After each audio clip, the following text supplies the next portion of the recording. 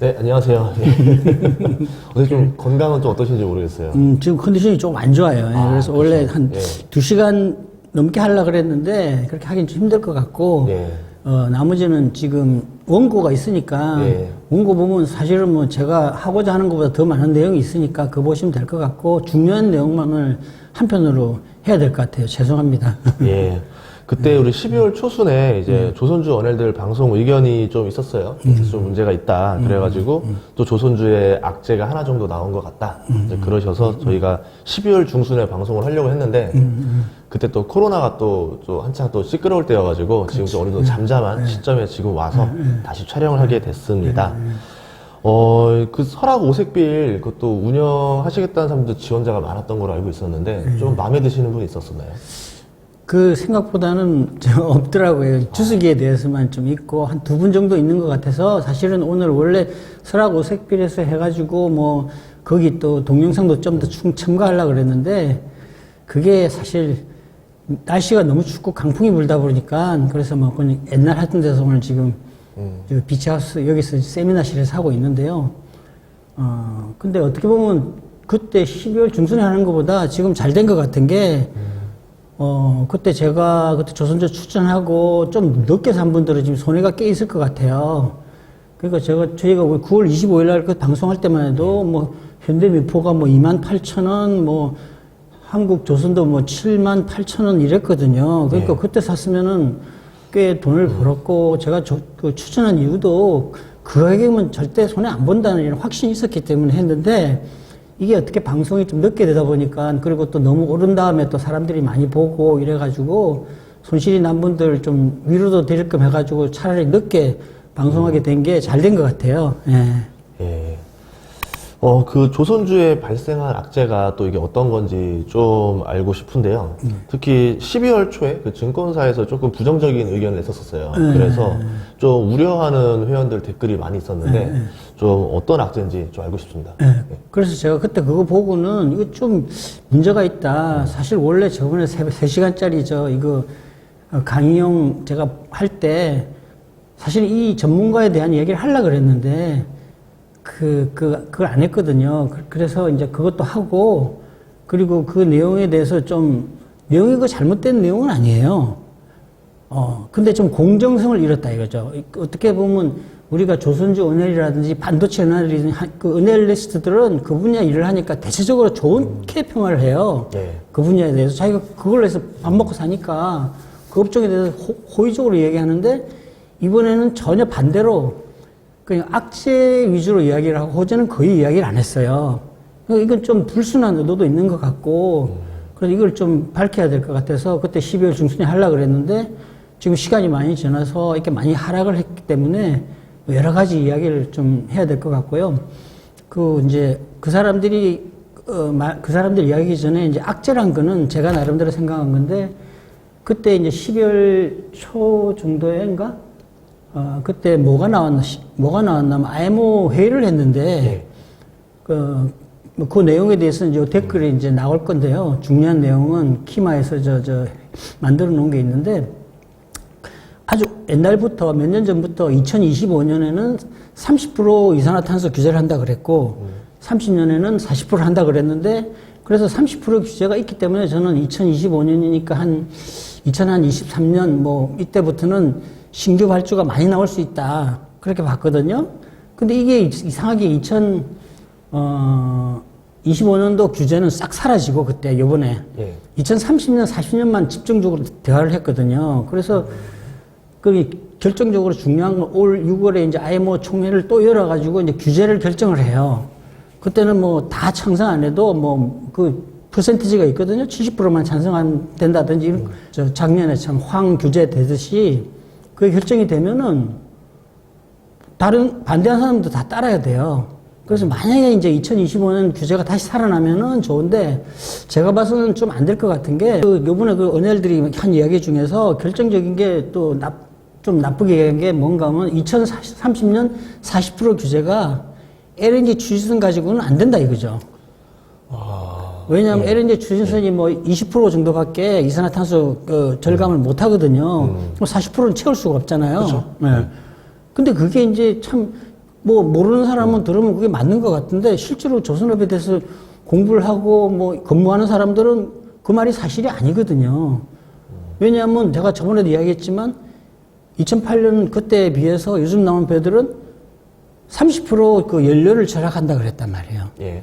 연료를 30% 절약한다는 이야기는 이산화탄소도 30% 절약하는 거예요. 그렇죠. 연비가 좋아지니까. 네, 예. 우리 자동차도 그렇잖아요. 예. 자동차 타고 뭐, 그 옛날에 비해서는 지금 주행거리가 굉장히 늘어났거든요. 그렇죠. 특히 뭐, 큰 차들은 2배 이상 늘어났죠. 내가 사업할 때는 내가 에쿠스를 타고 다녔는데 3,500cc인데 그거 뭐 리터당 3, 4km밖에 못 갔는데 예. 지금은 뭐 7, 8km 가거든요. 선박도 당연히 그렇죠. 예. 그러니까 자연스럽게 연료 그 절감이 되면서 됐고 또 큰 게 요즘 IMO가 굉장히 깐깐하게 하는 게 있어요. 그 규정 속도 준수. 아. 예. 그러니까 이 배는 차량하고 달라서 많지가 않으니까 네. 확실하게 알 수 있잖아요. 네. 그리고 뭐 몇 시간 만에 갈 수가 있는 게 아니고 네. 뭐 보통 며칠 걸리고 뭐 길면은 뭐 보름 뭐 이상 걸리니까 그러면 이게 언제 어디서 출발하고 어디 도착하고 그러면 속도가 딱 나오잖아요. 예. 그럼 나중에 확인대가 걸리면은 제재를 상당히 크게 받아요. 그래서 거의 다 지키고 있거든요. 그래서 그렇게 제재를 한다는 이야기는 그만큼 운반 거리가 길어지고 시간이 많이 걸린다는 얘기이기 때문에 배가 더 필요하다는 얘기고 또 이제 이산화탄소를 훨씬 더 절감하는 거죠. 예를 들자면 같은 거리를 가는데 연료를 한 10%는 절감한다는 얘기가 나오거든요. 이건 제가 예전에 진짜로 배를 타서 운전했었으니까 그 담당자로서 얘기해드리면은 실제로 그 엔진 RPM을 맞춰서 적정 규정 속도를 했을 때 연비가 정말 좋아지고요.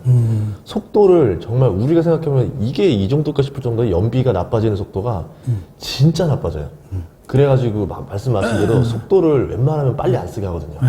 네. 그 속도를 예를 들자면 뭐 2배를 올리면은 사실 이산화탄소는 막말로 3배, 4배 나오거든요. 네, 맞아요. 그렇게 돼요. 불연소가 돼가지고. 그러니까, 그래서 어떻게 보면 2025년도에 30% 규제는 예. 지금 이미 달성이 됐기 때문에 그걸 제가 이번에 토의를 안 한 게 아닌가 싶어요. 그 얘기는 뭔가 하면은 2030년에 LNG만 바꿔도, LNG 신순만 다 바꿔도 40%는 무조건 달성이 된다 이거죠. 그러니까 참 제가 보기에는 우리나라 대한민국 은헬들이잖아요. 예, 그렇죠. 그 한국의 조선사들이 세계 최고의 경쟁력이 있는데 이거를 좋게 이야기해야지 그렇게 나쁘게 평가를 하는지 참 저는 참 답답하더라고요. 예. 그러면은 또 이 증권 방송에서 문제가 있다라고 또 했는데 그 문제점에 대해서 조금 더 알려주실 수 있을까요? 그 애널리스트들이 그렇게 왜 네. 그런 이야기를 했나 생각을 해봤더니 그래서 이 얘기를 잘 안 하려고 그랬는데 어쨌든 그 친구들이 제가 보기에는 주식을 하나도 안 가지고 있어요 지금. 예. 사실 그 은헬들이 네. 주식 안 가지고 있는 사람들이 신입사원 빼고는 거의 하나도 없을 거예요. 왜냐하면 은헬들은 굉장히 큰 그 메리트가 있잖아요. 그렇죠. 내가 조사를 했으니까. 그러니까 예. 그 가장 중요한 게 실적인데 예. 분기 실적 발표하기 전에 예를 들면 뭐 조선사면 뭐 3개월 동안 한 달은 대우조선 가고 한 달은 뭐 현대중공업 가고 한 달은 뭐 삼성중공업 가면은 이미 흐름을 다 알 수 있잖아요. 예. 예. 그리고 실적이 좋을 거 나쁠 것도 대충 알고 그러니까 뭐 자기들이 그 예상 그것도 다 발표를 하고 그 미리 다 아는데 주식 안 사요? 무조건 다 사거든요. 근데 내가 보기엔 이 친구들이 너무 안 좋다고 봐가지고 안 산 것 같아. 그래서 이런 상황에서 갑자기 조선주가 급등을 했잖아요. 작년에 11월, 12월에. 네. 그거 굉장히 당황스러운 거야. 그렇다고 뭐 아직 자기들 생각에는 아직 멀은 것 같은데 이렇게 폭등을 했는데 쫓아갈 수가 없잖아. 예. 그러니까 이게 개인들처럼 떨어지길 바라는 거 아닌가. 그런 생각을 했어요. 근데 그런 마을 수도 있는 게 저도 그때 방송 찍었을 때만 해도 그렇게 빨리 오를 거라 생각 못 했거든요. 저도 그냥 나도 마찬가지예요. 내년이나 내후년쯤 되지 않을까 이러다가 좀 확 올라버리니까 아예 못 사겠는 거예요. 예. 그래서 저도 못 샀어요. 그렇구나. 저는 뭐 그때나 지금이나 똑같고요. 그 조선주 비중이 지금 70한 3%까지 갔다가 다시 70%까지 떨어진 것 같아요. 이제 주가에 올랐다가 떨어져가지고. 그 얘기는 다시 할 건데 그 사람들이 이제 한 이야기 중에서 문제가 있는 게 제가 이제 예를 들어 설명을 드리자면은 그 스크러브 이야기를 했어요. 그렇죠. 스크러브가 뭐 제가 저번에 싼 거 비싼 걸 얘기했는데 이제 개방형 폐쇄형이 있거든요. 예. 싼 게 개방형이고 폐쇄형이 비싼 건데 대부분 개방 싼 걸 했어요. 근데 이제 개방형을 하고 한국에 들어갈 때 이제 딱 작동을 멈추고 예. 들어가면 괜찮다 그랬거든요. 예.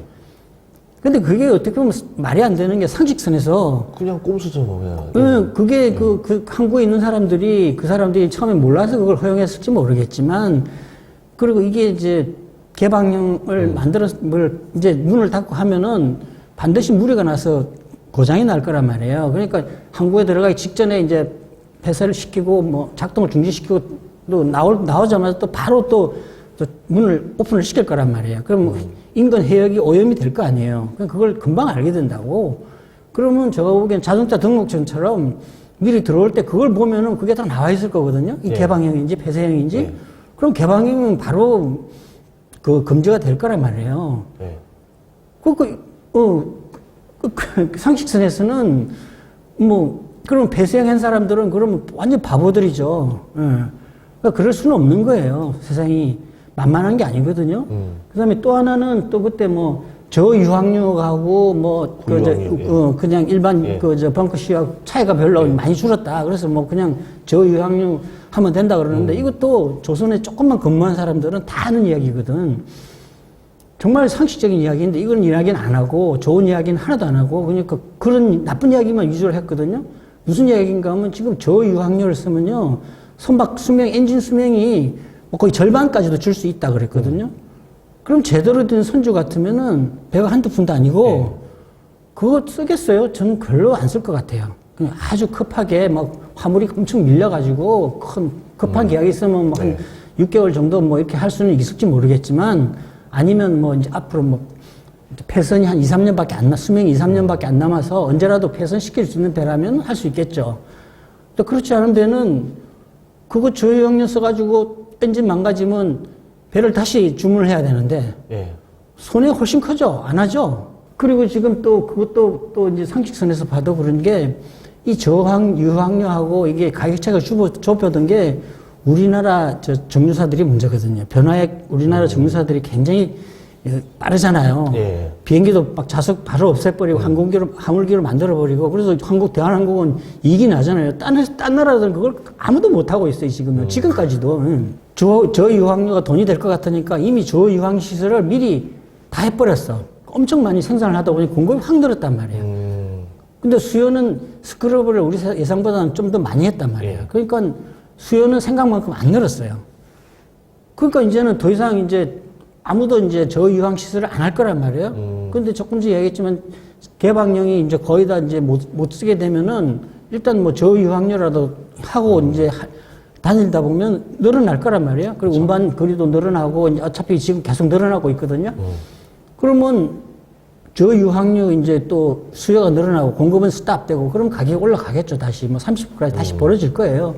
그러니까 이런 이야기는 굉장히 그 호재인데 이런 걸 이야기하고 악재를 이야기해야 하는데 이거는 악재 위주로 얘기했기 때문에 저는 굉장히 불순한 의도가 있다. 불공정하다. 그래서 문제가 있다고 그러는 거예요. 그 사람들 말이 틀린 거는 절대 아니에요. 맞아요. 근데 더구나 조선주 언내림은 호재 위주로 이야기를 하는 게 대부분 다 그렇거든요. 반도체는 반도체. 근데 이건 도리어 악재 위주로 이야기하고 또 호재는 하나도 이야기 안 했다는 게 이게 잘못됐다고 문제점을 내가 지적하는 거죠. 예. 그럼 이따 장점도 좀 이야기해 주시면서 균형을 좀 맞춰가면 좋을 것 같습니다. 아, 그렇죠. 예. 예. 그리고 이제 가스 시대가 열린다 이렇게 보시는데 그거에 대해서도 한마디 해주시면 좋을 것 같습니다. 예, 제가 계속 그 가스 시대가 열린다 그랬잖아요. 예. 근데 지금 뭐 수소니 뭐 또 뭐죠? 수소가 좀 요새 막 난리인데. 요새 수소 엄청 떴어요. 예, 예. 그것도 사실은 아닌데 그것도 조금 이따 얘기할 건데요. 가스 시대가 열릴 수밖에 없는 거는 우리가 몰라서 그렇지 이 세상을 움직이는 큰 힘이 있잖아요. 글로벌 뭐 유대 세력이라고 우리가 이야기하는 이 사람들이 이 에너지 패권을 놓치지 않기 위해서 그 근대에 일어난 모든 전쟁은 다 에너지에 가는 거예요. 1차 세계대전, 2차 세계대전, 뭐 중동전쟁 다 에너지 때문에 발생한 거거든요. 이 에너지 패권을 근데 놓칠까요? 이 사람들이 힘은 막강하고 뭐 웬만한 국가를 멸망시킬 만한 힘이 있는 애들인데 이 사람들이 에너지 패권을 그렇게 쉽게 안 놓칠 거예요. 근데 이제 휘발유나 뭐 이런 정류는 이제 안 되잖아요. 그건 자기들도 알잖아. 이대로 가면 뭐 지구가 멸망하는 거를 바닷물에 다 잠길 수도 있는데. 예. 그러니까 이거는 어쩔 수 없어요. 이산화탄소 그건 할 수 없거든. 그런데 이제 그러면서 에너지 패권을 놓치지 않기 위해서는 가스 시대란 말이에요. 그 어차피 제가 저번에도 말씀드렸지만 이제 에너지는 결국 수소가 아니고 태양광하고 소형 발전소, 핵 융합 발전소 이거밖에 없어요. 그리고 이거는 근데 시간이 많이 걸린다 이거죠. 그 중간에서 이제 가스 시대가 열릴 수밖에 없는 네, 그거를 이 사람들이 과연 놓칠까 이거죠. 그리고 언젠가 이제 태양열은 뭐 하느님이 준 거라서 뭐 이들이 할 수 없겠지만 핵융합이 누군가 만들어내면은 이 친구들이 무슨 수를 써서라도 이거를 확보할 거예요. 그래서 특허를 낼 거예요. 그리고 그걸 방해하는 뭐 개인이나 뭐 국가는 뭐 망하겠죠. 당해가지고. 그래서 지금 이런 그 타이밍이 좋은데 그리고 가스만 가지면 모든 게 에너지가 다 해결되잖아요. 사실은. 그쵸. 정류가 다 필요 없어요. 그리고 가스가 또 좋은 게 가스는 일단 처음 설치만 하고 나면은 처음 설치할 때 비용이 들어가고 난 거, 그 감가상각으로 좀 털고 나면 한 5년 걸려 털고 나면 그다음부터는 비용이 안 들어가요. 예. 뭐 석탄 같은 경우에는 끝없이 그 안에서 들어가서 파고 운반을 하고 이 사람 인건비도 많이 들어가지만 가스는 딱 구멍 뚫어가지고 파이프로 연결해가지고 에카플랜트까지만 가면 끝이에요. 근데 기름만 해도 그 밑에서 강력한 압으로 해서 계속 퍼내야 되고 그걸 또 운반하고 또 다시 정류를 해서 나누고 뭐 돈이 많이 들어가죠. 그리고 원유는 줄일 수가 없어요. 근데 LNG는 지금 이렇게 많이 이제 지금 뭐 가스 때문에 난리잖아요. 전 세계가 지금 가스 개발하라고 난리거든요. 그러니까 가스 운반선을 그렇게 많이 발주했는데도 앞으로 계속 할 거예요. 그리고 가스 가격도 아마 절반까지 떨어지고 그러면 석탄보다 가격이 떨어지면은 석탄을 생산하는 나라들도 포기하겠네요. 포기하고 가스 쓰겠죠. 예. 그리고 뭐 이렇게 IMO니 해가지고 이렇게 규제를 하기 시작하면은 아이고 뭐 또 탄소세 내야 되고 이럴 바에는 그냥 가스 쓰자. 그래서 가스 시대가 올 수밖에 없어요. 그리고 지금 나중에 지금 뭐 수소도 그렇고 암모니아도 그렇고 지금 뭐 수소를 뭐 물을 가지고 만드는 건 거의 불가능하고 시간이 많이 걸리고 비용이 많이 들어가고 LNG로 만들고 그것도요. 가스를 만들거든. 수소도. 암모니아도 마찬가지고. 그러니 가스는 상당히 계속 그 수요가 발생할 수밖에 없어요. 선박은 결국 내가 보기엔 암모니아가 될 것 같더니 암모니아하고 전기 선박이 이제 이 둘로 나눠질 것 같은데 암모니아는 결국 가스로 만들어야 되니까 그게 이제 기술이 발달하면 비용이 떨어지면은 어쨌든 가격 측면에서 저는 반토막에서가 반으로 떨어지고 생산이 공급이 많이 되면은 바이든 같은 경우에는 뭐 세계 그 환경기구를 통해 가지고 석탄을 뭐 금지하는 어떤 뭐 이런 조약 같은 것도 만들지도 몰라요. 예. 네, 그러면은 이제 말씀해주신 거를 정리해 보면은 가스 인프라가 지금은 한창 설치되는 기간이고 그러면 그 과정에도 조선주가 들어가는 거겠네요. LNG선이 들어가는 거고. 운반선이 이제 발주가 계속 될 거고. 예. 왜냐하면 카타르도 사실은 원래는 작년에 발주를 했어야 되는데 이게 발주를 못한 큰 이유가 시설이 지금 코로나 때문에 사람이 없어요. 건설할 사람이 없다 보니까 이게 자꾸 연기가 돼서 지금 그 카타르 발주도 연기가 되고 있거든요. 근데 뭐 잘하면 2분기는 발주될 것 같은데 그러니까 이게 뭐 시설이 돼야지 이제 발주도 늘어나고 하는 거예요. 예.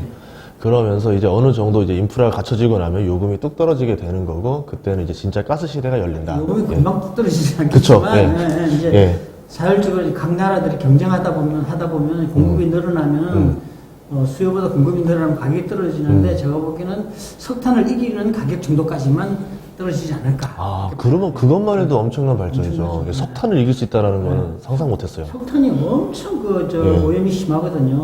진짜 10배, 20배 세거든요. 그러니까 그 석탄은 반드시 없어져야 돼. 근데 너무 많은 나라들이 지금 석탄 발전을 하고 있거든. 우리나라도 이미 아직도 하고. 정말 시멘트도 아직도 유연탄 쓰고 있잖아요. 그러면 좀 이쪽에 대해서 선박 관련해서 좀 정리를 좀 한번 해주시죠.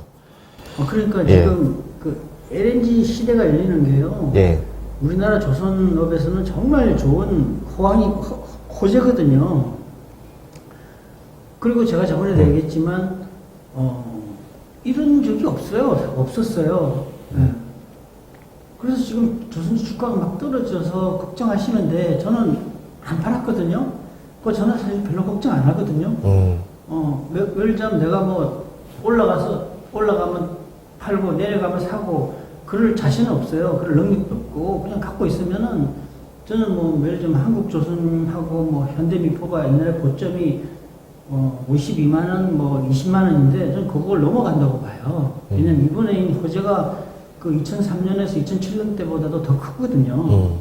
시간 문제죠. 뭐 2년이 걸릴지 5년이 걸릴지 모르겠는데 저는 어느 정도 이제 뭐 올라가면은 내가 원하는 가격 가면은 그때는 또 팔아야 돼요. 이건 사이클 산업이기 때문에. 근데 사이클이 이번에는 터지는 게 엄청 오래 갈 거라 이거죠. 이제 시작이 올해부터 시작이니까. 그러니까 다시 또 말씀드리면은 무역 전쟁 때문에 밀리는 게 지금 나오고 있거든. 그러니까 작년 11월부터 12월 나온 거, 그리고 올해도 1월 달도 지금 그 추세가 지속되고 있어요. 이 발표를 요즘 안 하더라고. 안 하는 뿐이지. 예. 실제로 관심 있는 사람들 확인해 보면은 지금 작년 1월, 2월은 그렇게 뭐 코로나에서 큰 게 없었거든요. 근데 3월부터 한 10월까지는 거의 뭐 못했지. 코로나 바이러스 때문에. 근데 올 1월 달 한 게 작년 1분기 한 거하고 지금 거의 비슷해요. 그만큼 많이 하고 있거든요. 네. 수주를. 그러면 이 흐름은 그 밀린 게 나오는 건 흐름은 계속 지속되는 거고. 재작년에 우리가 또 생각보다 작게 했거든요. 트럼프 때문에. 트럼프가 무역 전쟁을 했잖아요. 그러니까 그 선주들이 추이를 보느라고 연기를 한 게 있는데 작년에 또 바이러스 때문에 또 못한 게 있는데 어쨌든 그것도 또 나올 거예요. 이제 트럼프가 이제 봤잖아요. 무역 전쟁 이제 제가 보기에는 무역 전쟁 그렇게 무식하게는 안 해요, 이제는. 네. 그리고 또 이제 대규모 인프라, 미국하고 중국. 근데 인프라는 사실 지금 아직 안 나오고 있어요. 중국은 좀 시작을 했는데 사실은 인프라만큼 경기를 살리는데 좋은 게 없어서 우리가 경제가 한번 확 죽어버리면은 바이러스 때문에 지금 완전히 죽어 있잖아요. 그 사람들이 빚도 많이 늘어났고 그러면 이거를 바이러스 해결됐다고 해서 금방 경제가 절대 못 살아나요. 한 2, 3년 걸린다고요. 그러면 그동안은 이제 경기를 살리기 위해서 경기 진작을 해야 되는데 인프라보다 좋은 게 없어요. 근데 지금 중국은 좀 했는데 미국이나 유럽, 한국도 그렇고 뭐 거의 안 했어요. 왜냐하면 돈은 한계가 있잖아요. 쓸 수 있는 돈이 매년 쓸 수 있는 게 지금 당장은 사람들이 굶어 죽게 생겼으니까 굶어 죽지 말라고 식량을 주고 있다고요. 우리도 지금 뭐 자영업자들 뭐 돈 준다 그러잖아요. 꼭 해야 돼요. 너무 피해가 크거든 자영업자들이 지금 한 달에 뭐 수십조 정도 피해가 있고 있으니까 그 사람들 살아남아야 될 거 아니야. 화산대가 거지가 되면 안 되죠. 네. 우리나라가 뭐 국민이 많은 것도 아니고 자영업자이 뭐 1000만에 가깝다는데 안 되죠. 네. 그게 일단 돈을 먼저 써야 돼요. 예. 굶어 죽지 말라고. 그래서 지금 못하고 있는데 그 단계가 끝나가지고 뭐 제가 보기 유럽하고 미국은 바이러스가 올 상반기면 어느 정도 해결이 된다고 봐요. 그 저번에 제가 1월 말이면 어느 정도 자연적으로 좀 해결이 될 것 같다. 인도하고 뭐 필리핀의 예를 들면은 그저 인도하고 필리핀은 지금 열심히 보고 있어요. 안 늘어요. 똑같아요. 지금 변이가 일어나고 미국하고 유럽이 좀 난리를 부리지만 안 늘어나고 있어요. 그 얘기는 이미 국민들 절반 이상이 걸렸다는 얘기예요. 그 미국도 지금 그래요. 미국도 지금 보면은 이번 주부터 월등하게 줄었어요. 25만 명 이상 늘어나던 게 15만 명으로 뚝 떨어졌거든요. 백신 거의 맞지도 않았는데 그 얘기는 뭐냐면 그만큼 많은 사람들이 모르게 걸려 지나갔다는 얘기예요. LA 같은 경우 저번에 뉴스에 한번 났는데 3명 중에 1명이라고 그러더라고요. 그 뉴욕도 마찬가지일 거예요. 그 사람이 많이 사는 데는 그렇게 많이 걸렸으니까 이제는 그 사람들이 이제 반백이 돼가지고 25만 명에서 15만 명으로 줄은 거예요. 변이 바이러스가 전염성이 훨씬 강한 게 막 퍼지고 있어도. 여기 이제 바이러스가, 백신이 이제 나온 지금은 처음이라서 우리나라 같으면 백신 잘 나올 건데 미국, 외국, 유럽 시스템이 그게 빠르질 못해요. 빨리빨리 못해요. 근데 이제 어쨌든 어느 정도 시간이 지나면 시스템이 될 거 아니에요. 갖춰지고 또 이제 백신 회사가 지금은 3개밖에 없지만 뭐 한 3개 정도 더 나올 거란 말이에요. 물건이 그 물량 풍부해지고 시스템이 갖춰지면은 지금보다 훨씬 속도가 빨리 받을 거예요. 이제 한 2월 정도부터는 제가 보기에는 뭐 속도가 빨라지고 한 3월 정도부터 이제 저 다른 데 거 얀센이 뭐 이런 다른 것도 물건이 나오기 시작하면은 뭐 속도가 빨라지면서 상반기면은 거의 바이러스는 해결이 될 것 같아요. 그럼 하반기부터는 이제 제가 보기에는 본격적으로 인프라가 나올 것 같거든요. 그럼 그때부터는 저번에 이제 정권 방송에서 이야기 하더라고. 5차 뭐 슈퍼 사이클이라고, 원자재 슈퍼 사이클이라고. 그게 시작된다고 봐요, 그때부터는. 네. 왜냐하면은 인프라 하려고 그러면 원자재 없으면 안 되니까요. 네. 그리고 뭐 지금 뭐 뉴딜이라고 해서 환경 쪽으로 해서 그린 뉴딜이라고 해서 환경 쪽으로 돈을 쓰기 때문에 인프라하고는 다르다 그러는데 아니거든요. 환경 그린 뉴딜도 그것도 다 공사예요. 컨스트럭션 전기 공사예요. 전기 공사. 예를 들면 이제 우리가 저 철탑을 넣는다고 보자고. 철탑 공사를 하는데 그것도 전기 공사인데 거기도 전기 공사 하려고 보면은 전기줄이 필요하고 그 철탑 철이 필요하고 페인팅 해야 되고 볼트 너트 필요하고 많은 장비가 필요하고 똑같거든요. 건설하고 똑같고 인프라는 똑같아요. 그러면 원자재가 많이 필요하거든요. 그래서 앞으로 신흥금 주식이 좋다 이거죠. 또 큰 거 있잖아요. 지금 중국 공장의 절반 정도를 이제 대체하는 공장 수요가 있을 거라고. 네. 그래서 당분간은 뭐 불황이 오기 어렵다고. 네.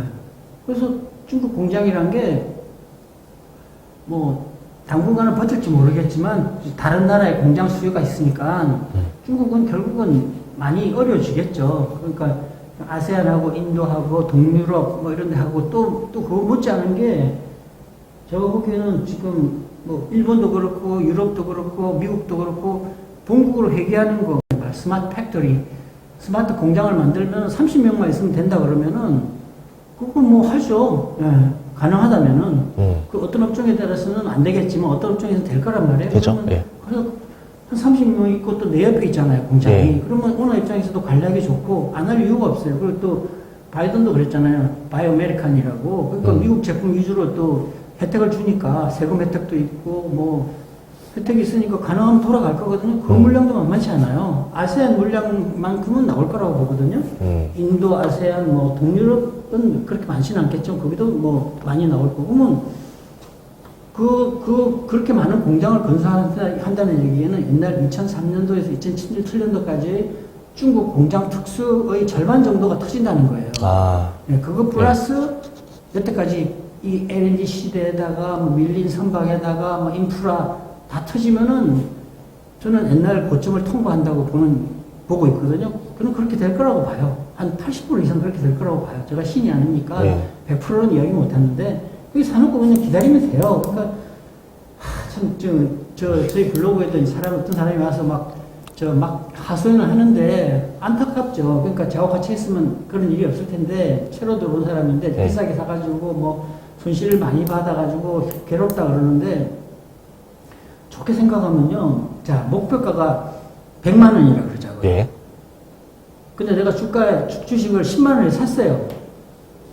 근데 이게 뭐 8만 원이 되든 15만 원이 되든 15만 원이 되다 다시 8만 원이 되든 20만 원이 되든 무슨 상관이 있냐 그죠. 결국은 한 뭐 100만 원 가까이 가서 막말 50만 원에 판다면 지금 왔다 갔다 하는 건 아무 의미가 없는 거예요. 마음만 괴로운 거지. 조선을 그리고 지금 지난 2008년도부터 지금 뭐 한 10몇 년 동안 특히 이제 중국, 아세안, 뭐 인도 이런 데 경제 성장이 굉장히 가팔랐잖아요. 그쵸. 8%까지 하고 뭐 7%, 8% 뭐 경제 성장이 굉장히 가팔랐거든요. 그 말은 무슨 이야기인가 하면 그만큼 물동량이 늘어난다는 이야기예요. 옛날에는 사용 안 하던 걸 경제가 발전하면서 뭐 전자제품도 사고 뭐 자동차도 사고 이렇게 사람들이 이제 부자가 되면서 물건을 사니까 그만큼 물동량은 늘어날 게 당연한 거고 늘어났을 거예요. 뭐 트럼프 주의자들이 반대하는 게 뭐 세계화, 글로벌화 이거 반대하는데 그건 말도 안 되는 이야기거든요. 이 세상의 흐름이라는 게 있어요. 물이 뭐 위에서 내려오듯이 이거는 어쩔 수가 없어요. 세계화, 글로벌화는 이건 돌릴 수가 없는 흐름이야. 물을 역행할 수가 없잖아요. 왜 그러냐면은 우리가 통신이 발달했잖아요. 발달하고 있고 계속 발달하고 그 다음에 또 수소, 트랜스포테이션이 발전하고 있잖아요. 그러니까 예를 들면 비행기 가격도 옛날에 미국에 갈 때에 비해서 지금 반값도 안 해요. 네. 그러니까 뭐 동남아 가는 건 정말 우습죠. 돈은 거의 안 들잖아요. 한국의 유튜브 얼마든지 볼 수 있고 한국 방송 뉴스도 얼마든지 볼 수 있고. 네. 그리고 옛날에는 미국에 있을 때 국제전화 하면은요, 한 몇 시간 하면은 엄청나죠. 하루 종일 날라갔어요. 네. 지금 하루 종일 해도 공짜잖아요. 이 세상의 흐름이 이런 거야. 앞으로 더 할 거예요. 근데 이걸 어떻게 세계화 글로벌을 막아? 그 세계화 글로벌 하다 된다는 이야기는 그만큼 무역이 늘어나는 거예요. 더 싼 곳에 있는 걸 사고, 그리고 지금 막말로 지금, 아마존이 우리나라 진출했잖아요. 예. 그리고 점점 더 진출할 거고, 알리바바도 지금 뭐 정부하고 문제가 돼서 그런데 언젠간 진출할 거거든요? 그러면 우리나라 사람들이 미국 물건, 알리바바, 중국 물건 싸게 살 수 있을 거란 말이에요. 그럼 그만큼 더 무역량이 늘어나는 거라고, 이렇게 되면.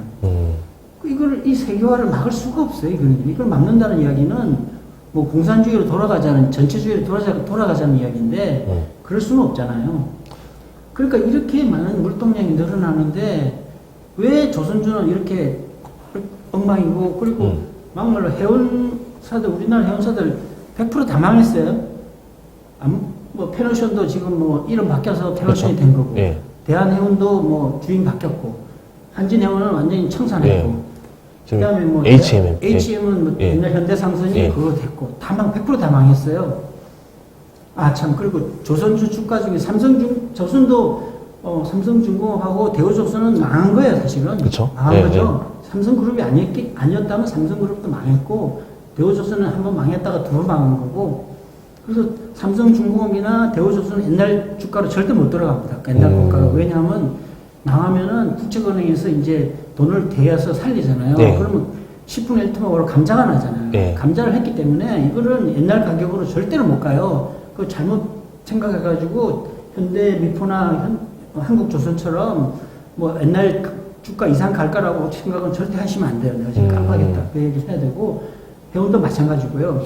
이미 많이 그 감자를 한 상태에서는 옛날 주가로 절대 못 갑니다. 그러니까 해운도 다 망하고, 우리만 그런 게 아니에요. 우리는 그나마 조선사들이 뭐 살아남았잖아요. 대형사들은 조그만 것만 다 망했지, 외국은 우리보다 훨씬 더 많이 망했어요. 일본은 거의 뭐 초토화됐고, 사실은. 예. 중국도 뭐 85% 망했고, 이렇게 물동량이 늘어나는데 왜 이렇게 조선업 해운업이 망가졌나요, 그죠? 운임은 뭐 10분의 1 토막이 났나요? 뭐 10분의 1 토막이 났고. 예. 그게 바로 이제 이거다, 이죠. 중국발 그 공장 특수가 너무 컸다, 이거죠. 너무 커서 배가 100척이면 되는데, 예를 들면 100척이면 되는데, 그때 150척을 만드는 거야. 150척을 운영을 해도 뭐 모자랄 정도로 그때는 물동량이 많았단 말이에요. 원자재를 막 실어 날려나라고, 기계 제품도 실어 나르고, 한국도 그때 좋았죠. 우리도 주가가 지수도 좋았고. 그때 BDI 지수가 만을 돌파했잖아요. 2008년에. 그러니까 사상 최초잖아요. 뭐 좋아야 3, 4천이었는데 그러니까요. 처음 봤어요. 이거 천도 안 되고. 그러니 그렇게 그 비정상적으로 앱노말이죠. 그 정상적으로 그 물동량이 늘어났던 거란 말이에요. 그런데 갑자기 그게 이제 금융위기가 오면서 뚝 떨어지니까 100만 있으면 되는데 100 이하로 떨어진 거야, 어떻게 보면은. 90이 필요하니까 이미 배하고 해운업은 150에 맞춰가지고 있는데 그 60이 없어져야죠. 예. 그 기간이었다 이거죠. 근데 그게 이제 거의 끝났다 이거죠. 제가 보기에는. 그 끝나서 지금 배는 90밖에 없는데 발주를 안 했으니까 90밖에 없는데 옛날 물동량 150보다 더 큰 게 터진다고 생각을 해봐요. 그럼 운임이 폭등하겠죠. 그렇죠. 그리고 뭐 그 성과도 폭등할 거예요. 네. 발주 금액이 막 팍팍팍 올라가겠죠. 이제 조금 있으면. 지금 뉴스 나온 걸 보니까 그 유럽 선사들이 HMM에다가 긴급 그 운송 선박 투입해가지고 벌써 HMM이 유럽에다가 선박을 10번 투입했더라고요. 긴급 투입. 그러니까, 지금 배가 모자르다는 얘기인 것 같아요. 그건 이제 뭐 컨테이너가 부족하다고 그러는데 그거는 그럴 수는 있는데 사실은 지금 보면은 이 제품 그 운반량이 늘어난 것도 절반은 돼요. 컨테이너가 지금 적체가 된 것도 당연히 이유가 있는데 이거 반, 물동량이 늘어난 거 반 이렇게 봐요. 근데 지금은 전자제품뿐인데 원자재가 터지기 시작하면은 우리가 벌크선이 굉장히 대부분 벌크선이에요. 선박은 벌크선이 많아요. 근데 그게 이제 올라가기 시작하면은 그러면 이제 선박 이제 보는 시선이 바꿔지겠죠. 그때부터 이제 본격적으로 시작하는데 그게 이제 코로나가 끝나고 한 올 하반기부터 되지 않을까 예. 생각하고 있습니다. 미국에서 이제 정유나 화학 제품을 만들게 되면은 이게 우리 조선사의 호재가 되는 게 맞냐? 저는 조금 이해가 안 가는 것도 있었는데, 예, 좀 그것도 설명해 주시죠. 앞으로 미국이 이제 세계 최고의 이제 종류 뭐 제품을 만들고 화학 예. 제품 만들고 또 뭐 LPG도 생산하고 할 거거든요. 근데 이제 왜 이제 그게 더 좋은가 하면은 쉽게 얘기해서 우리가 이제 원료를 수입을 해야 되잖아요. 예. 중동에서 수입하는 것보다 미국에서 수입하면은 운반 거리가 한 30% 이상 늘어나요. 예.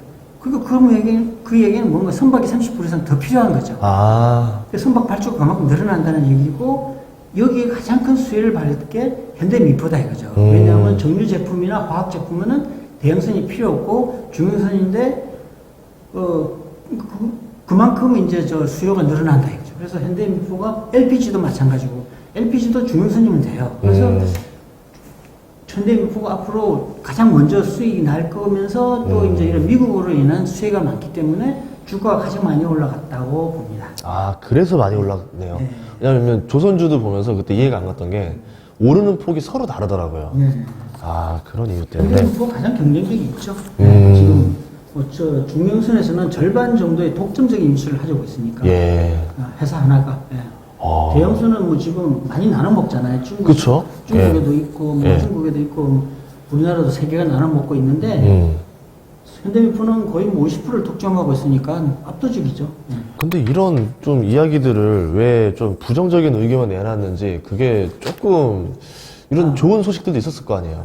예. 밸런스를 안 맞췄을까 좀 궁금하긴 합니다. 3시간 그짜리 얘기할 때 꼭 했어야 되는 건데 예. 이거는 주식 투자, 올바른 투자를 위해서는 이 전문가들 의견에 대해서 너무 그 의존하지 말라는 이야기를 하고 싶었는데 사실 우리가 알다시피 정권가에는 그렇게 먹고 사는 사람들이 굉장히 많잖아요. 주식 정권 TV 방송도 하고. 근데 그런 사람들이 너무 많은데 그 사람들한테 또 피해를 줄 수 있어서 안 하려고 그랬는데 이번에 뭐 이거 계기를 해서 막 하자. 그래서 지금 이번에 방송하는 가장 큰 이유거든요. 그 조선주가 너무 폭락한 거에 대해서 좀 위로도 해줄 겸 해가지고 한 2가지 이유인데 주식 그 방송을 해서 먹고 사는 게 사실은 우리가 몰라서 그렇지 스트레스가 굉장히 심해요. 사실 저도 피해를 한번 봤죠. 옛날에 그 2005년도에 제가 처음 주식 2004년도 뭐 한 하반기부터 주식을 시작했는데 그때 제가 뭐 주식에 대해서 아무것도 모르니까 제 동생이 뭐 진짜 왓튼 스쿨 나오고 뭐 글로벌 금융 증권사 팀장이었거든요.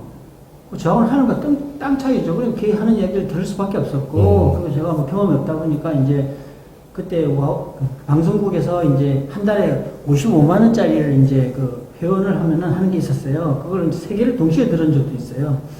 그러니까 뭐 165만원을 주고 했단 말이에요. 돈 벌려고 한 거지.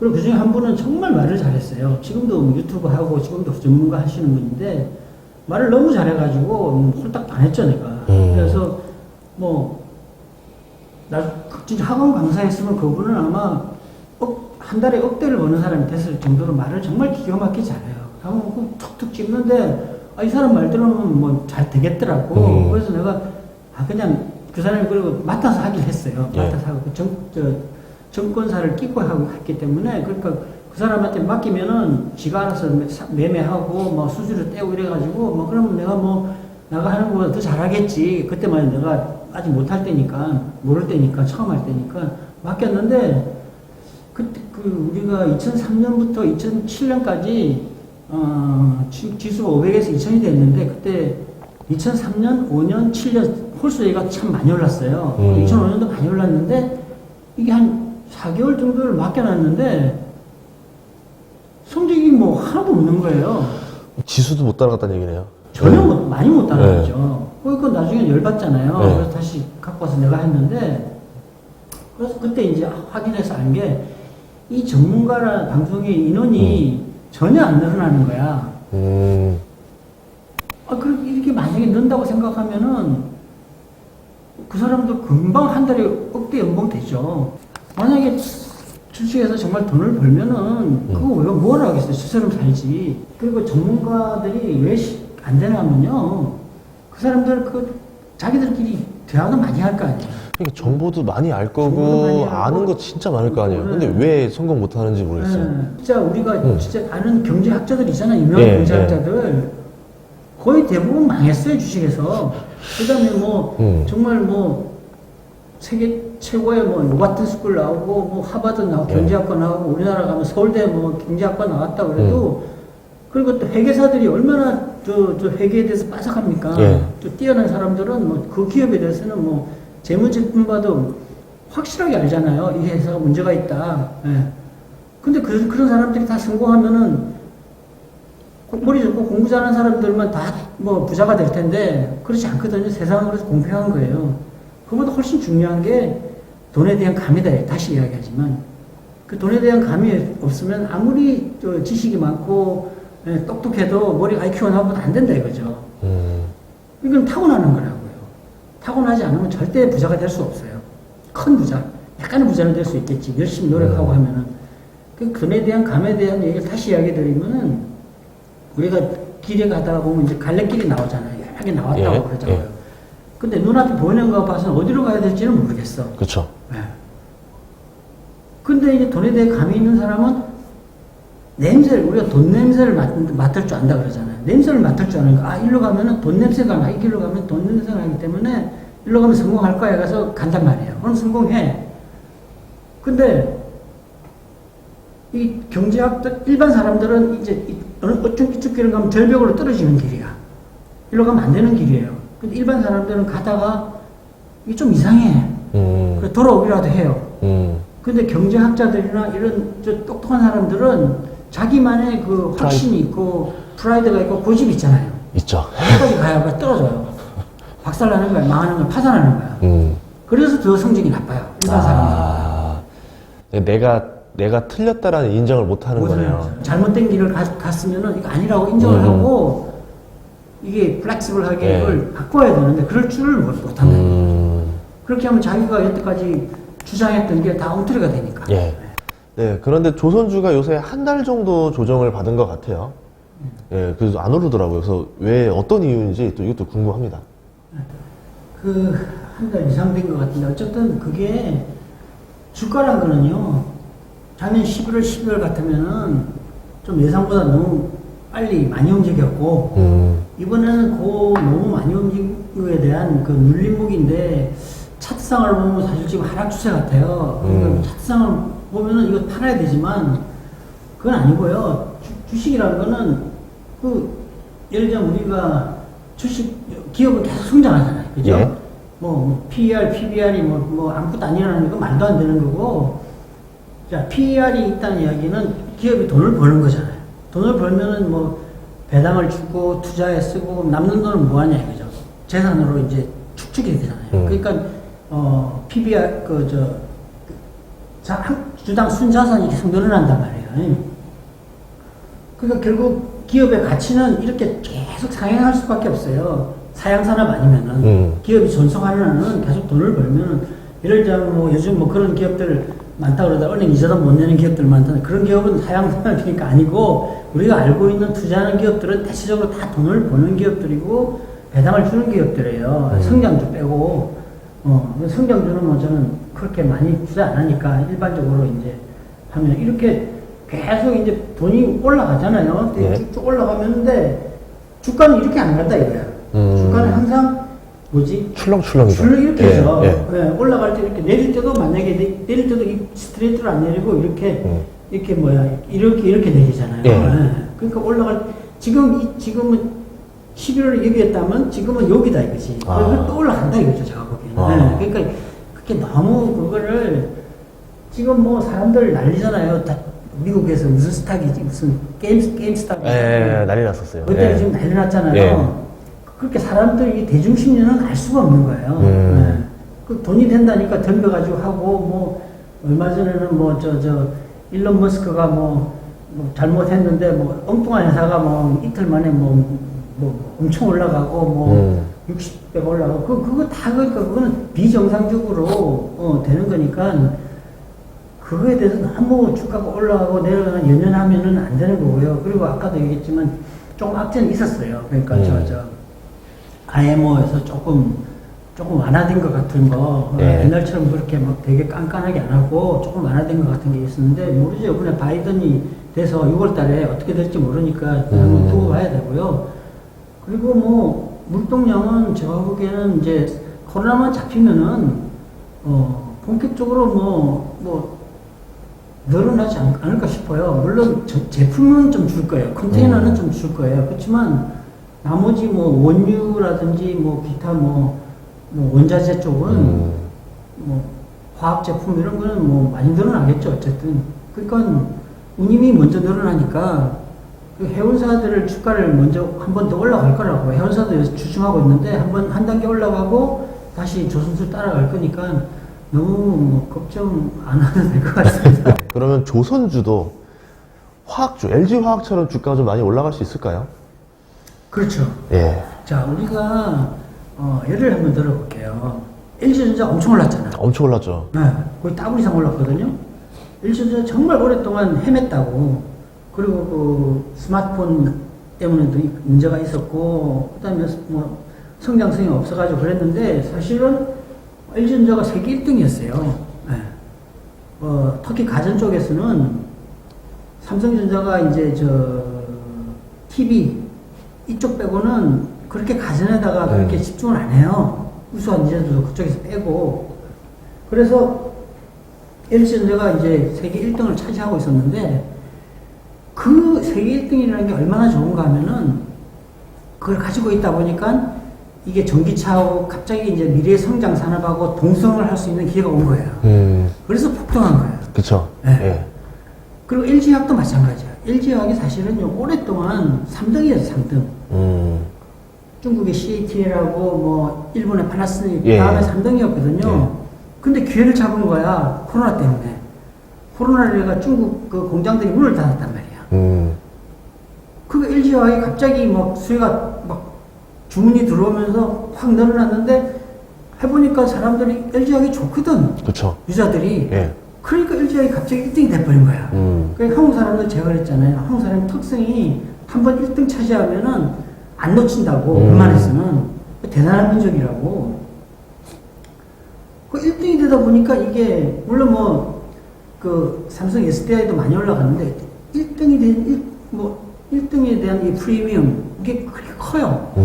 그 조선업도 진짜 오랫동안 이거 어떻게 보면 잘못된 거죠. 그러니까 어떻게 주식 투자하기에는 참 기회가 온 건데, 10몇 년 동안 그 너무 많이 지은 선박 때문에 이렇게 10몇 년 동안 이렇게 불황을 겪었기 때문에 1등의 이 포지션을 찾아먹지 못했는데 이제 그게 끝난단 말이에요. 그러면 내가 옛날 고가를 넘어간다는 이유는 그런 주문 플러스 발전량이 늘어나고 이익이 늘어나는 것 플러스 1등이라는 걸 갖다가 확실하게 누릴 수 있는 이제 타이밍이 올 거라 이거죠. 그리고 조선도 이것도 환경이거든요. 그린 뉴딜이거든. LNG 선박이라든지 앞으로 나는 암모니아 선박이 나온다든지 하면은 그것도 특혜가 많아요. 왜냐하면 빨리 배선을 해야 되니까. 그러니까 주문을 생각보다 주문량이 더 늘어나게 되고. 그리고 또 뭔가 나올지 몰라. 1등을 하고 있으면 어디에선가는 언젠가는 그 성장 산업이 있잖아요. 네. 성장 미래 산업하고 결합할 수 있는 기회가 올 거라고요. 그리고 조선은 테슬라 전기차하고 다르게 너무나 큰 기간 산업이기 때문에 이 전기차는 이거는 사실 조그마한 중소기업도 할 수 있단 말이에요. 그럼 별 회사들이 전기차 한다고 그러잖아요. 맞아요. 그럼 뭐 그냥 조립만 하면 되는 거니까. 그래서 스타트업들이 전기차를 많이 하더라고요. 그러니까 전기차 업자들이 네. 지금 스타트업 하는 거가, 그러니까 이런 상황에서 경쟁이 나올 수가 없어요. 그리고 구조조정은 다 했어. 그리고 만약에 하나 어떤 새로운 성장성이 나오면은 그걸 인수를 하든지 지분을 좀 줘가지고 이렇게 합병을 시킬 수 있다고. 왜냐하면 그거는 비중이 얼마 안 되니까. 근데 테슬라 같은 경우는 굉장히 크잖아요, 비중이. 예. 그러니까 그거는 얼마든지 정말 무서운 경쟁사가 된 거죠. 현대기아차 이런 데 비하면, GM이 생각하면은 테슬라는 엄청 경쟁이죠. 근데 조선은 그런 게 나올 수가 없어요. 이미 구조조정 다 끝났고. 그리고 또 다시 말씀드리지만 주가가 가장 많이 올라갈 때는요, 오랫동안 불황해서 턴어라운드 하고 할 때 가장 많이 올라가요. 근데 그게 잠시 반짝이 턴어라운드면 안 되는데, 뭐 일회용이면 안 되는데 이게 장기로 다시 뭐 5년 뭐 이상 이렇게 올라간다. 호황이 시작된다 그러면 주가가 가장 많이 올라갑니다. 이거는 뭐 주식을 해본 사람들은 많이 해본 사람들은 다 아는 이야기예요. 그때 주가가 가장 많이 올라가는데 조선업이 딱 지금 그런 타이밍이다 이거죠. 네. 한국의 조선업 경쟁력이 이제 반도체 못지 않다라고 하셨는데, 예. 그 이미 조선업에서 중국에게 졌다라는 말을 많이 한단 말이에요. 중국이 수주량 1위인데 무슨 소리냐. 이거는 또 어떻게 보시는지 이유가 좀 궁금합니다. 그것도 이제 조선에 네. 대해서 모르는 사람, 일반 사람들이 그냥 네. 뭐 겉만 보고 이제 속은 모르는 사람들이 이제 내리는 판단인데, 내가 예를 하나 들어볼게요. 예. 스마트폰에서 삼성전자가 애플보다 훨씬 많이 팔잖아요. 엄청 팔죠. 예. 네. 예. 근데 스마트폰 1등이 삼성이에요? 아니죠. 네. 실제로 네. 많이 판다고 해서 그게 될 수가 없는 게 애플은 이미 명품이 되고 1등이고 가격도 비싸고 이익률도 훨씬 높다고요. 뭐 40% 이상 이익률이 나잖아. 삼성전자 핸드폰에서 절대 그렇게 못 나요. 15% 정도 날라나 그럴 거예요. 중국 선박도 마찬가지예요. 그리고 그거보다 더 큰 거는 중국이 발주량에서 수주량에서 우리를 이겼는데 그걸 하고 우리가 진 게 절대 아닌 게 중국은 정말 억지로 이긴 거거든요. 그동안 발주 물량이 엄청 작았단 말이에요. 작았는데 중국은 자체적으로 자체 물량이 많잖아요. 대국이다 보니까. 네. 자체적으로 뭐 해운사도 많고 그다음에 뭐 자기들이 수입을 하는데 뭐 정유사에다가 뭐 압력을 넣을 수도 있고 또 자기들 이게 민주주의나 자본주의 같은 건 생각을 못 할 일인데 은행들이 무이자로 뭐 10년 동안 뭐 무이자 뭐 대출을 해주고 그러니 선박 해운사들 어려운데 해운사 얼마나 어려워요. 어려운데 그런 조건이니까 좀 떨어져도 많이 그 주문을 넣을 수밖에 없잖아요. 그 전체 물량 중에서 그 중국 자체 물량이 많다 보니까 우리를 이긴 걸로 돼 있는데 이게 이제 호황이 오잖아요. 호황이 오면 물동에 흥들어 나면은 제대로 된 해운사들은요 중국 주문 안 해요. 특별한 그 이유 없이는. 왜냐면 가장 큰 이유가 중고선 가격이 절반밖에 안 해요. 내가 자동차를 샀는데 예. 차값이 중고차 가격이 절반밖에 안 한다 그러면 그 회사 차 사겠어요? 감가상각이 빨리 일어난다는 얘기네요. 그러니까 그만큼 그쵸, 가치가 예. 없는 가치가 없는 거죠. 가치가 없는 거죠. 예. 그쵸. 그만큼 예. 그 기름값도 많이 예. 들어가고 보수 유지하는 돈 많이 들어가는 거죠. 고장도 잘 나고. 그쵸. 예. 그러니까 가격이 떨어지는 거예요. 그 실제로 지금 이거 사람들이 이걸 뭐 아는 사람은 다 알지만 예. 조선업에 근무하면서 아는데 그 겉만 보는 사람도 모르는 게 선박 수주 가격이 똑같은 종류의 똑같은 크기의 선박인데 우리가 10% 이상 비싸게 수주를 하고 있어요. 예. 근데 왜 선사들이 미쳤어요? 그러니까 똑같은 그 종류를 갖다가 돈을 10%면 엄청난 돈이잖아요. 예, 1,500억, 100억이야. 그쵸. 엄청난 돈을 더 주고 수주를 왜 하겠냐고요. 그만큼 우리나라가 품질에서 압도적으로 좋으니까. 예, 그런 거고. 이거 얼마 전 발표에 의하면은 내가 봤는데 작년에 우리나라가 중국이 졌잖아요. 예. 마지막에 이제 우리가 수주를 많이 해가지고 약간 이겼거든. 예. 그러니까 거의 비슷하게 했어요, 사실은. 근데 금액을 보면은 그 발표해 보니까 한국이 수주 금액이 183억 불, 예. 중국은 145억 불, 많이 차이가 나네요. 26.6% 차이 나요. 물량이랑은 완전 비교가 안 되네. 그러니까 예. 그만큼 가격을 비싸게 했단 말이에요. 그러니까 그 중에 이제 우리가 이제 예. 가격이 비싼 이제 LNG 선을 우리가 네. 좀 많이 중국보다 훨씬 많이 하는 영향은 있지만 그래도 제가 보기엔 절반 한 13% 정도는 예. 우리가 중국보다 비싸게 수주를 했다는 이야기예요. 그런 것 같아요. 그리고 또 한 가지 그 우리나라 조선업의 좋은 장점이 뭔가 하면은 두 가지 이유가 있어요. 설계하고 그 다음에 용접. 그 설계가 더 큰데 그게 한국 사람의 이것도 빨리빨리 하고 우리나라 변화에 굉장히 강하다 그랬잖아요. 근데 선박이란 거는 그머리가 너무 크고 그리고 해운사들이 막 각종 해운사들이 있는데 이게 다 자기들 원하는 게 달라요. 예. 그러니까 하면서 많은 설계 변경을 해줘야 돼. 근데 외국사들은 설계 변경 해달라 그러면 돈을 많이 달라 그러는데 우리나라는 건설도 마찬가지지만 설계 변경하면서 돈 많이 안 받고도 해준단 말이에요. 그리고 그게 맞춰가지고 막 변화를 많이 준단 말이에요. 줄 수 있고요. 별로 어렵지 않은데 어려워요. 특히 일본은 그게 되게 힘들어요. 일본 사람들은. 네. 일본은 변화에 늦어서 그래서 일본이 망한 이유가 선박을 표준화시킨 거야. 그 표준화시키니까 이게 선사들이 보기에는 표준화된 걸 별로 원하지 않는 거예요. 자기 마음에 안 드는 거야. 어떻게 보면 표준화하면 안 되는 걸 표준화시켜버리는 그렇죠, 거죠. 그렇죠. 그래서 일본 조선이 예. 망한 가장 큰 이유예요. 걔들이 영국 같은 거 우리보다 예. 나을 수도 있죠. 근데 예. 망한 이유가 이 설계를 걔들이 우리보다 못하겠어요?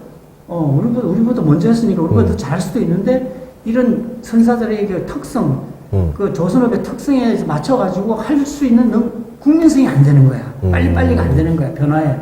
그러니까 일본이 조선업이 망한 건데 그거 있고, 그거는 뭐 중국이 따라올 수도 없는 거고, 중국도 마찬가지예요. 중국도 만만디라서 요즘 와서 이제 뭐 4차 산업 하면서 굉장히 빨라지긴 했는데, 그래도 국민성은 우리나라만큼 빠르지가 않아요. 그리고 이제 또 하나 좋은 게 이제 용접이잖아요. 용접 기술력인데, 예.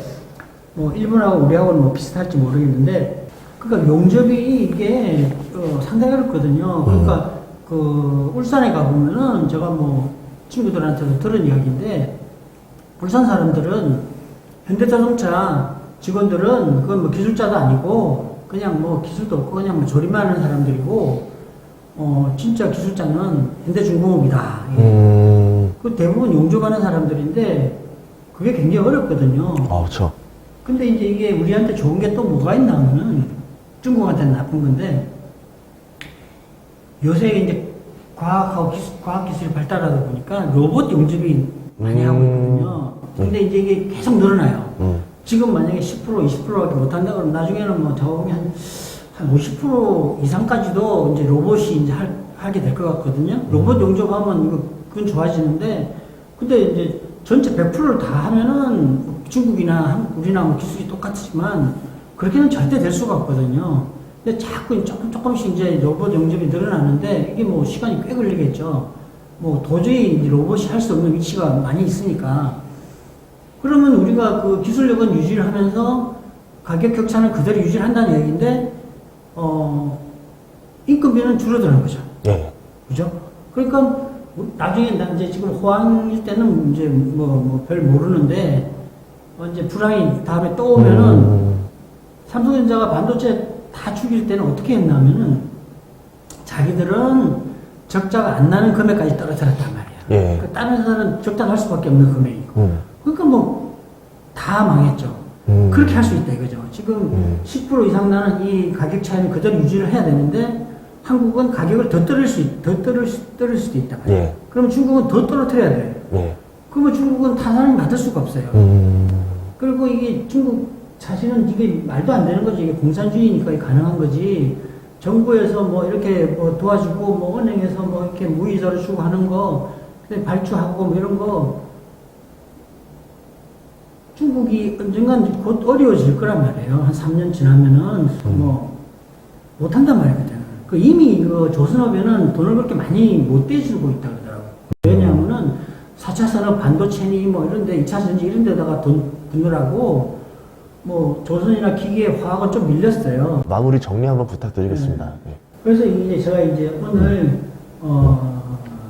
사실 좀 할 형편이 안 되는데도 억지로 한 게 몸이 좀 안 좋은데 한 게 조선주가 너무 떨어져서 좀 걱정하실 것 같고, 그리고 저번에 못했던 거 이제 전문가들에 대한 이야기를 꼭 해야 될 것 같아서 했거든요. 그리고 사실 뭐 전문가들이 다 그런 건 아니에요. 저도 사실은 유튜브 방송에서 특히 유튜브는 배울 게 많거든요. 뭐 좋은 사람도 많아요. 근데 이제 가려서 봐야죠. 예를 들면 저는 정권사 리서치 팀장들 있잖아요. 리서치 팀장들. 그 중에서 그 리서치만 했던 사람들은 저는 별로 신뢰를 안 해요. 왜냐면 똑똑한 거니까 그냥. 근데 이제 그 리서치 팀장 중에서 이제 운영팀으로 갔다가 온 사람이 있어요. 그 똑똑한 리서치팀 하는데 운영팀에 가면은 제가 보면 오래 못 버텨요. 왜냐면 운영팀은 바로 실적이 나오거든. 성적이 나오니까 구조조정 당하죠. 근데 이제 운영의 경험이 있는 사람은 리서치 팀 정도 운영의 경험 있는 사람은 살아남았다는 이야기죠. 운영을 하면서 살아남아서 다시 어널리스트를 와가지고 팀장이 됐다는 얘기이기 때문에 그거는 돈에 감이 있는 분이에요. 그쵸, 그쵸. 그러니까 그런 사람의 의견은 좀 참고할 만하죠. 그러니까 사람을 잘 봐서 의견을 듣고 이제 좀 참고하고 하시라 그죠. 아무나 하지 말고. 그러니까 절대 다 잘못된 건 아닙니다. 예. 근데 유튜브는 정말 저한테 도움 많이 됐고요. 외국 나가면 특히 알 수가 없으니까 유튜브 방송 많이 보고 그래요. 네. 이상입니다. 고맙습니다. 네.